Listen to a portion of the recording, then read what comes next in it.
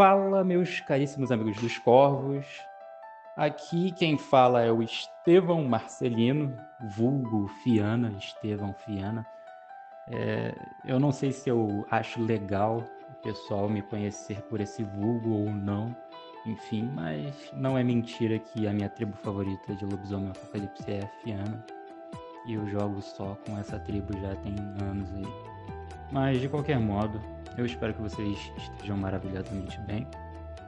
Esse é mais um episódio de Mestre Comenta aí. E, evidentemente, como é óbvio, não é o Júnior Gama falando aqui. Esse Mestre Comenta vai ser um pouco fora da curva porque é o comentário de outro narrador do grupo The Cross RPG. Eu estava meio que enrolando os meus jogadores para fazer esse áudio. O pessoal já tinha me pedido já algumas vezes, faz um Mestre Comenta, Cruzados Condenados, comenta também as coisas para Cruzados Condenados. Eu falei, mas isso aí é coisa do Júnior, isso não é coisa minha, ele que inventou esse negócio aí, ele que comenta. Claro que às vezes ele traz coisas de história do grupo, eu não sou a melhor pessoa para comentar sobre a história do grupo, até porque eu tô no grupo desde os 12, 13 anos de idade. E o grupo tem 30 anos, então tem mais de 30 anos, então eu vou comentar a história do grupo a partir do momento que eu entrei. A minha ótica, sei lá, eu ia achar meio estranho. Eu acho legal mesmo o Júnior fazer esse tipo de coisa, porque ele visualizou todas as gerações do grupo e pode dar uma visão mais geral, apesar de enviesada. Ele me acusa de eu ter uma visão enviesada, mas acuso da mesma coisa. De qualquer modo, eu estou aqui para, de certa forma, comentar a respeito da minha crônica da Cruzada dos Condenados.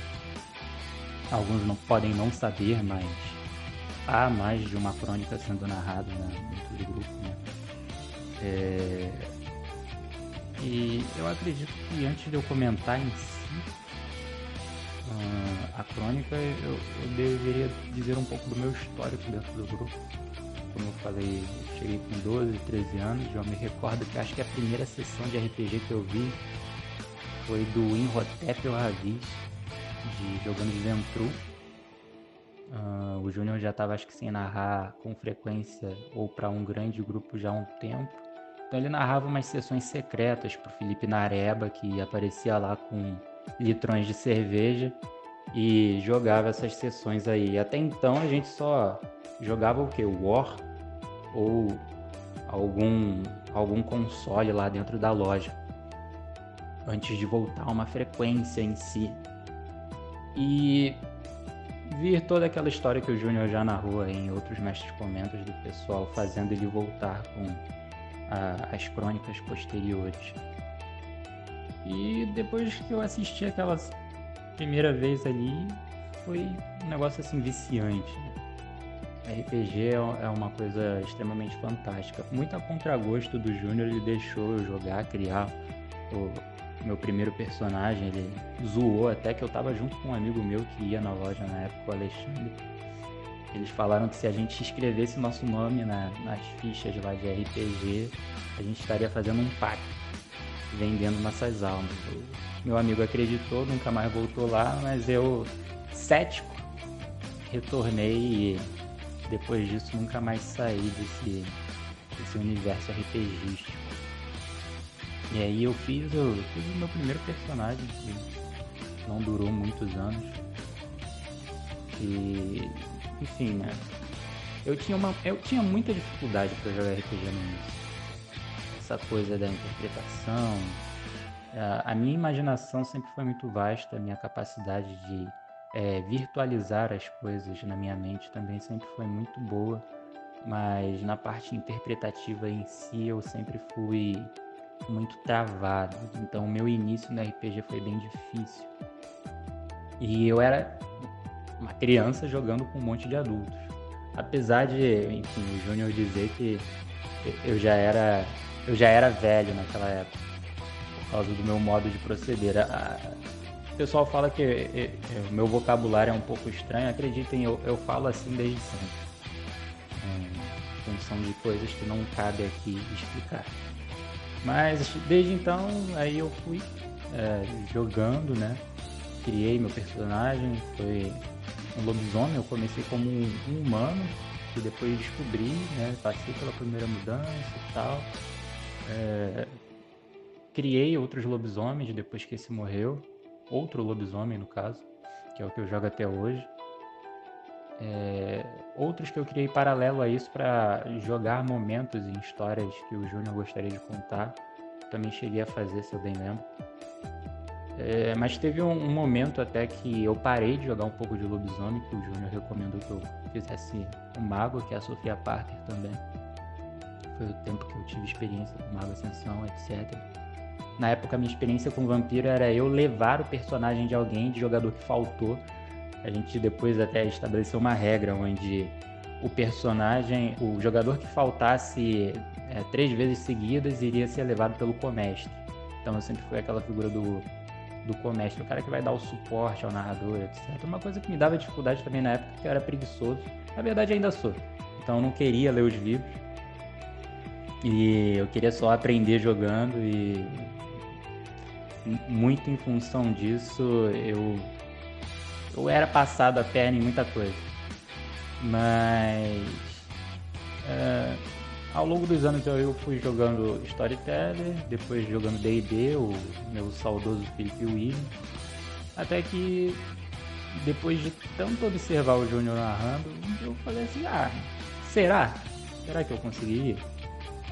E eu não sei se essa foi a minha primeira experiência tentando narrar, mas a minha memória recorda aqui foi eu fazendo uma história, utilizando o sistema de Storyteller, né, do World of Darkness, para dentro do universo da DC, de Batman.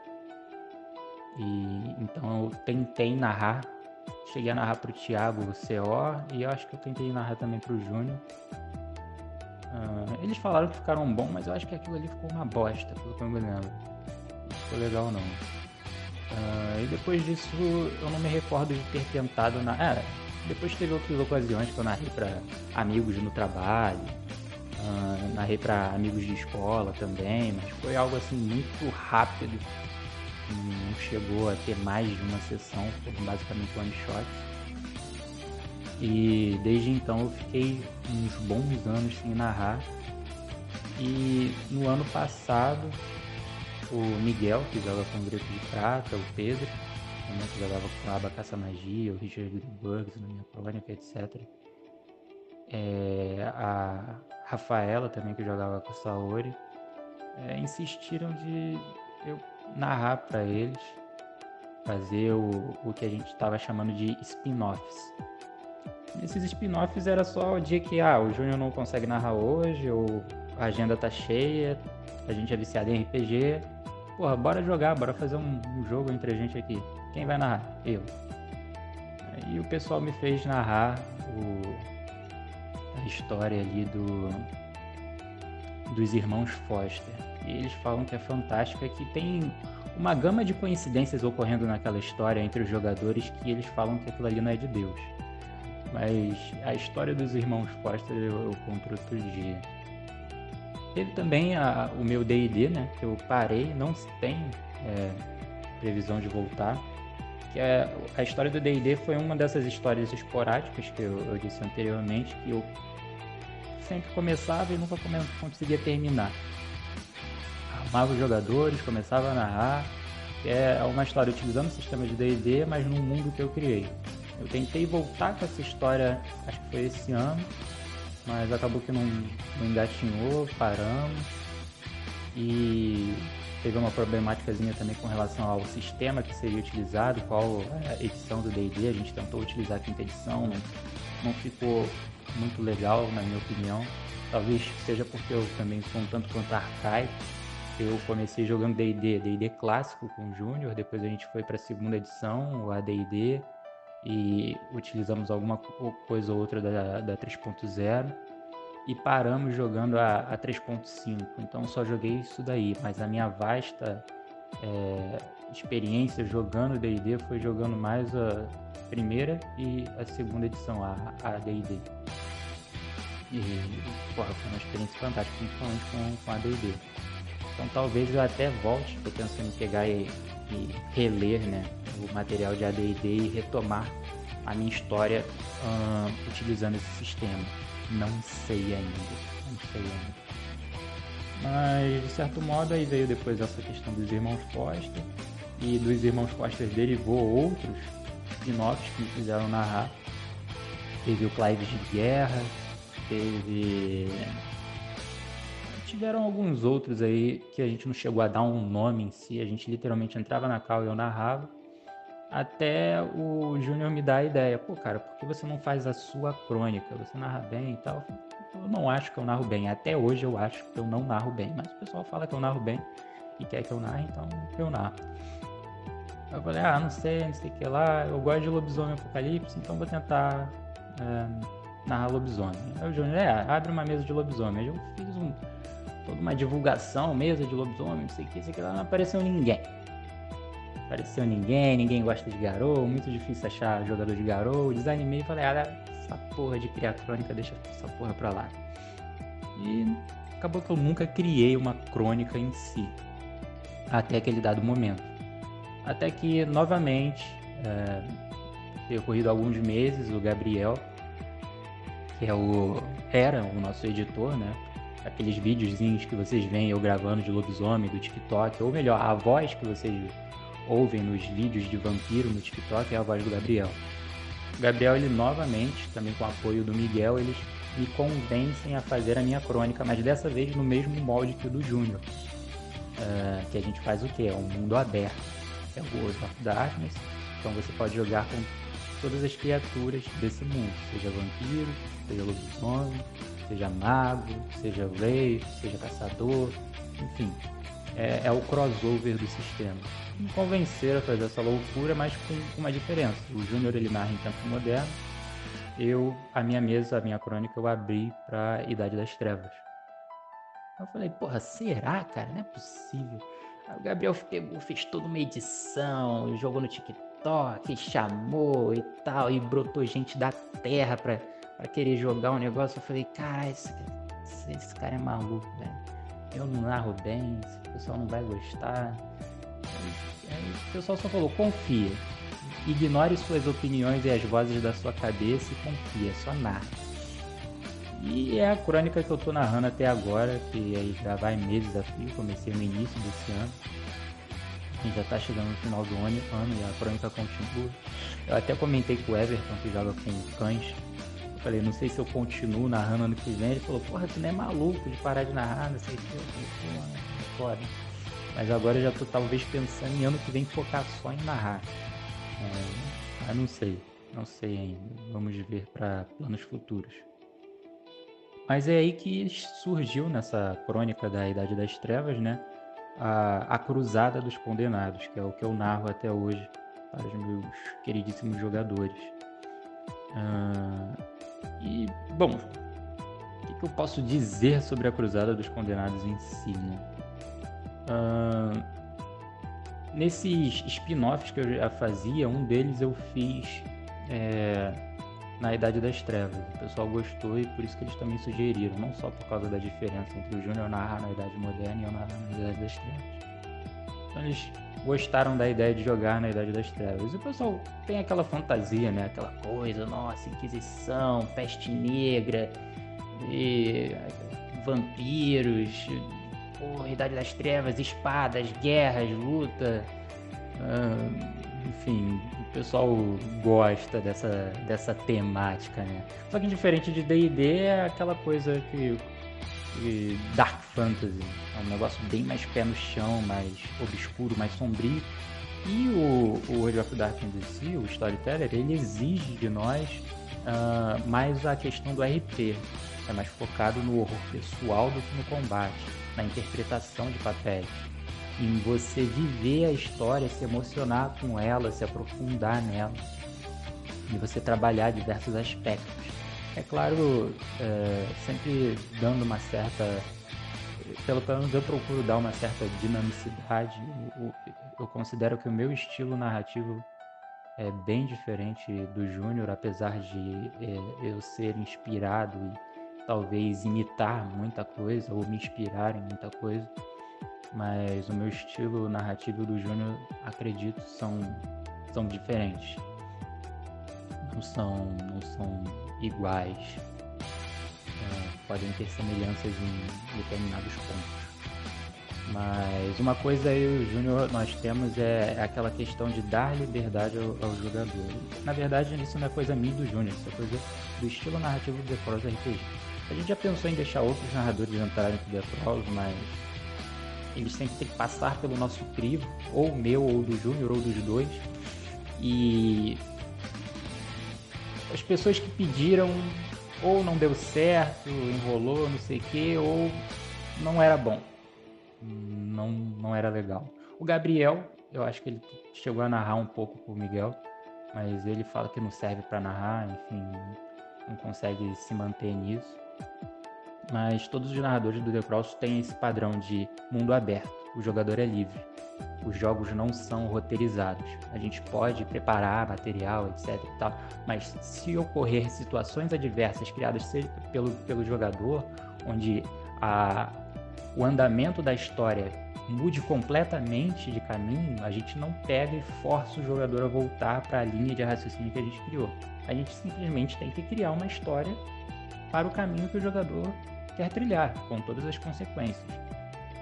Então, essa é até a magia do RPG, né? Jogar um jogo de interpretação de papéis que requer a imaginação, um mundo vasto, onde você se torna uma outra pessoa, requer uma amplitude, requer possibilidades em que você esteja livre para agir. Então, é quase um isekai, né? Isso daí. É o jogador caindo em outro mundo. Então, a Cruzada dos Condenados, a minha crônica, então, pega esse mesmo estilo. Mundo aberto. Os jogadores escolhem, quem quer jogar de vampiro joga de vampiro, quem quer jogar de inquisidor joga de inquisidor, quem quer jogar de mago joga de mago. Me arrependo de usar mago na história, mas enfim, estou narrando pra mago. Quem quer jogar de Garou, joga de Garou. Acho que eu limitei entre esses tipos de seres, né? E aí, toda a história que foi narrada até agora, já tá dando 17 minutos de áudio, nossa. Eu posso fazer um apanhado do seguinte modo. O Gabriel, quando eu falei, beleza, vou usar o Idade das Trevas, ele mandou uma pancada de material de Idade das Trevas. Muita coisa. Tem muitos narradores e jogadores que são adeptos de usar o essencial, o grosso. O livro geral, o guia do jogador e acabou. Mas tem gente que ama essa coisa dos suplementos. Tem uns que teorizam que a White Wolf lança os suplementos para ganhar grana, porque tem muita coisa nesses suplementos que não faz sentido algum. Tem outros que falam que não, alguns suplementos trazem umas ideias interessantes, agregam e tal, e dá para incluir na história. Eu acho que eu tô no meio termo. Gabriel me mandou um monte de suplemento de Idade das Trevas. Eu olhei aquilo e falei, meu Deus. Então eu só simplesmente passei o olho, fui filtrando, e o que eu achava interessante eu pegava, lia de fato e utilizava. Uma coisa que é uma particularidade minha, existe a lore, né, dada pelo jogo, e tem narradores que optam por narrar seguindo essa lore dentro da sua narrativa. Eu faço isso de certo modo. Eu costumo dizer que o meu jogo é inspirado na lore. Então, não necessariamente o que ocorre na lore vai ocorrer no meu jogo. Tanto que nem a timeline é igual. Então, uma das coisas que foi utilizada no início da minha crônica, que foi o primeiro arco, né? Assim, que eu chamei o arco do Eclipse de Sangue, foi o suplemento do Idade das Trevas, que acho que é o É Darkening Sky, eu acho, que é o céu sombrio, o céu escuro. E o Devil's Due, que é basicamente um suplemento para jogar de demônio na Idade das Trevas. Mas, se eu não me engano, no início do livro vai falar lá que está correlacionado com o demônio Arqued e tal, mais ou menos. E, enfim, esses dois mais ou menos foram os pilares desse primeiro arco, que foi o Eclipse de Sangue, que basicamente se resumiu a demônios relacionados aos 7 pecados capitais, que estavam selados. Eles foram despertados por um plano envolvendo muitas figuras, sejam eles Tzimices, sejam eles Baal, sejam eles o Círculo Vermelho. E o plano deles era realizar um eclipse, e esse eclipse iria fazer com que a humanidade pudesse ver quem é quem. O humano comum agora saberia quem é mago, quem é garoto, quem é vampiro, quem é isso, quem é aquilo. E lançou o mundo num caos completo. E as criaturas sobrenaturais em si também, né? Até porque estar nas sombras, ninguém saber o que você é, ou suas capacidades, seu poder, lhe dá determinado poder, mas também dá a capacidade dessas criaturas se esconderem, por exemplo, da Inquisição. Então, o primeiro arco foi basicamente envolvendo isso, esse eclipse, que foi realizado por essas figuras. Alguns jogadores decidiram ajudar a realização do eclipse, e outros buscaram impedi-lo. O eclipse acabou se concretizando e vieram todos os desdobramentos envolvendo diversos personagens aí. Mas o que eu posso comentar é basicamente que a trama do eclipse era envolvendo Kupala e Nantaro, e a facção dos Baal e dos feiticeiros coldúnicos lá dos Tzimices. Eles utilizam-se no caso dos Tzimices, a flor de fogo de Kupala, né, que vocês sabem que lá no futuro vai ser utilizado para a criação do ritual da Valdehi, né, utilizado pelo Sabá. Mas ela também tem uma certa abertura para dizer que ela pode ser utilizada para libertar demônios. E eles utilizam pétalas da flor de fogo para criar tomos infernalistas relacionados a esses pecados capitais. Alguns tomos até são falsos, mas existem os tomos reais, né, correlacionados a esses pecados capitais. E aí esses feiticeiros condúnicos, com essa flor de fogo e com o conhecimento infernalista dos Baal, né, e dos Angelizater, eles criam esses livros dos 7 pecados capitais. E nesses livros conteriam a capacidade não só de libertação desses pecados capitais, desses demônios que seriam libertados, mas também um modo, toda a ritualística contida para utilizando-se dessas entidades para realizar o eclipse de sangue, que despontaria em todo esse efeito. Aí vai entrar figuras como do Azaneal, tramas envolvendo até mesmo referências a Corazim, aos Decânia, criança lá, né, no caso Nantaro, sim, os aspectos do Nantaro, e entre outras minúcias.